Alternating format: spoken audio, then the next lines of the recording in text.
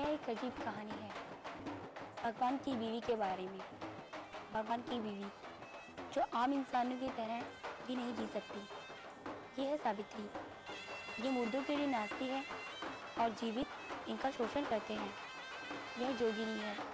जोगिनी यानी भगवान की बीवी। जोगिनी की जिंदगी एक अभिशाप है और हजारों जोगिनियां आज भी जी रही हैं आंध्र प्रदेश के गांवों में।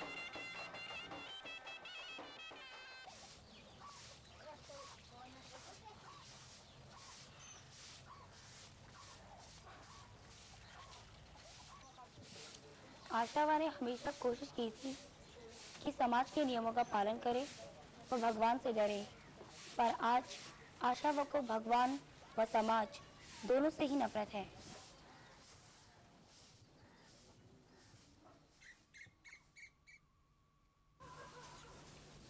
आशावा की सिर्फ एक ही औलाद है, सावित्री, जो उसे अपनी जान से भी ज्यादा प्यारी है।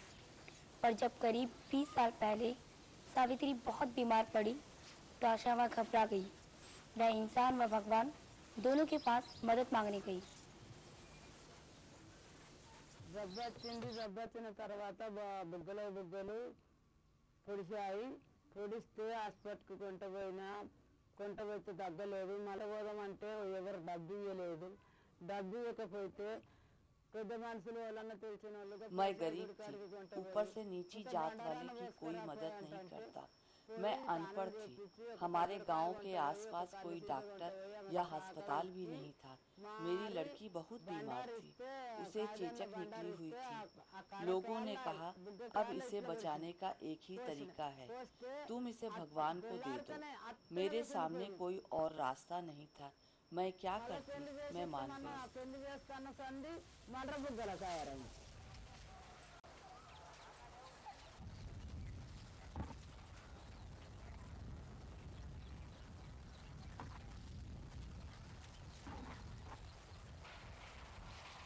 आशावा लोगों के कहने पे अपनी बीमार लड़की को भगवान अमोरू के पास ले गई और वादा किया कि अगर सावित्री ठीक हो गई तो वह उसे जोगिनी बना देगी। जब सावित्री थोड़ी बड़ी हुई तो मैंने उसकी शादी की सोची। गांव वालों ने कहा तुम गलत कर रही हो, तुम उसे आमोरू के नाम कर चुकी हो। मैं अपनी बेटी को जोगिनी नहीं बनाना चाहती थी। मैंने शादी तय कर दी। शादी से 3 दिन पहले सावित्री फिर बहुत बीमार पड़ गई। लोगों ने कहा कि आमोरू गुस्सा है और अब पूरे गांव पर महामारी पड़ेगी। मैं डर गई। मैं सावित्री को जोगिनी बनाने को तैयार हो गई। सावित्री भी एकदम ठीक हो गई।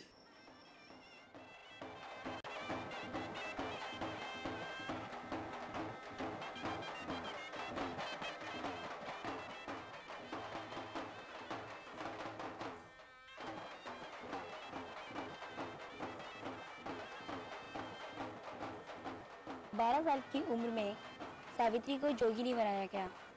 भगवान की बीवी होने के नाते अब उसकी नई जिम्मेदारियां थी।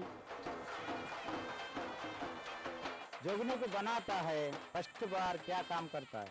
जोगिनी एक बड़ा गांव के बड़ा आदमी कने ले जाके उसको गांव के घर के अपना जात भाइयों को दावत दे के उसको वो रात उसको शादी बनाए जैसा उन्होंने घर को लेते हैं। वहाँ से जात भाइयों को दावत देना, बाद में उसका मोता करने खेलना, किसानी से पैसे उठाना, बाद में एक आटी से रुपया गोल बना के मट्टी में लगाया तो उठाना, एक शीशा सेंधी का शीशा लगाया तो बाजरा का सामने खेल के 100 आदमी में वो दांता से उठाना, बाद में वो शीशा पीले के उन और खेलना, खेलने के बाद धप्पू के ऊपर पैसे लगाए तो वो किसानी से उठाना, नीचे फेंके तो खेलते खेलते भागते वो पैसे उठा के दे देना। ऐसा करके कल्याण पे जाके धान मांग लेना, ऐसा पल्लू पकड़ के धान मांग लेना, उसका जिंदगी गुजारना। ऐसा जोगिनी का बेइज्जत से बचना है।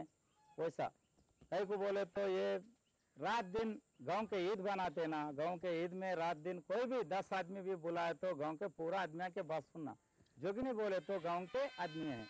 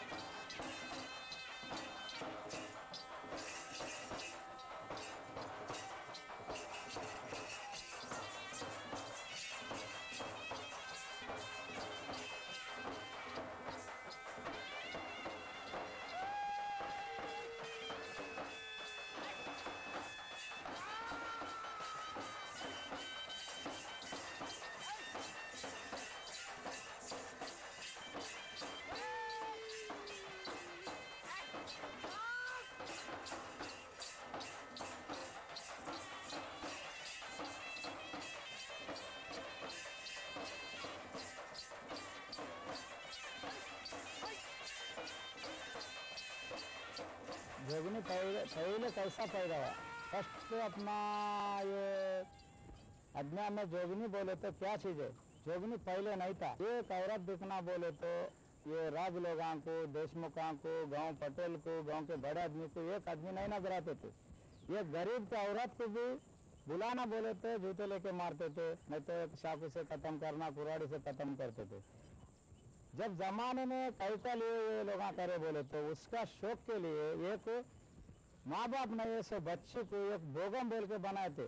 भोगमोड़ा बोल के गांव गांव को रहते थे पहले, ये जोगना से पहले भोगमोड़ा खत्म होने के बाद ये लोग गरीबा क्या करे बोले तो मेरा बेटी का क्या नहीं है, मेरा बेटी को पावा नहीं है, वो देवी को मैं मन्नत मांगिया बोले तो ये लोग जोगनी को बनाए। भोगम जाके जोगनी होगा, वो जो जोगनी बना दिए। ये भोगम जाके जोगनी बनाने में जोगना तैयार हो गए। फर्स्ट भोगम से जोगनी तैयार होगा। सावित्री मेरी उम्र की थी जब उसे जोगनी बनाया गया। उसका पहला काम जोगनी बनने के बाद था कि वह गांव के मुखिया के साथ सोए।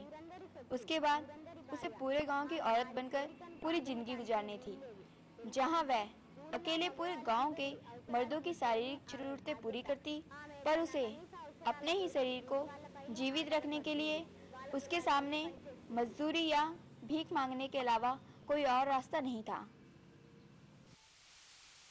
జోగినైన తర్వాత పట్టిన శివాల కాడ డ్యాన్స్ కట్టించేటోళ్ళు మొత్తం ఊరు పెద్దలందరూ जब मैं जोगिनी बनी मुझसे जबरदस्ती मुर्दा लोगों के सामने नाच कराते थे। गांव वालों ने मुझे खूब इस्तेमाल किया।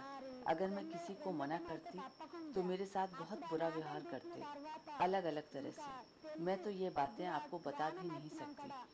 मुझे लाशों के सामने जब नचाते तो मुझे बहुत बुरा लगता। मैंने खुदकुशी करने की भी सोची, पर मैं ये नहीं कर पाई अपनी माँ के कारण। मैं कई बार जिंदगी को कोसती हूँ। मैं तो रीति रिवाजों के हाथों मजबूर हूँ।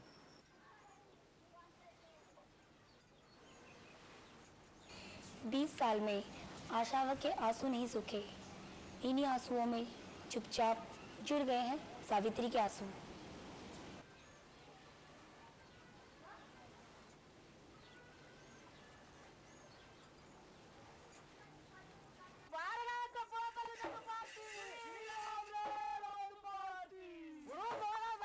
सावित्री की जोगिनी बनने से ना तो ये रीति रुकी और ना ही बदली।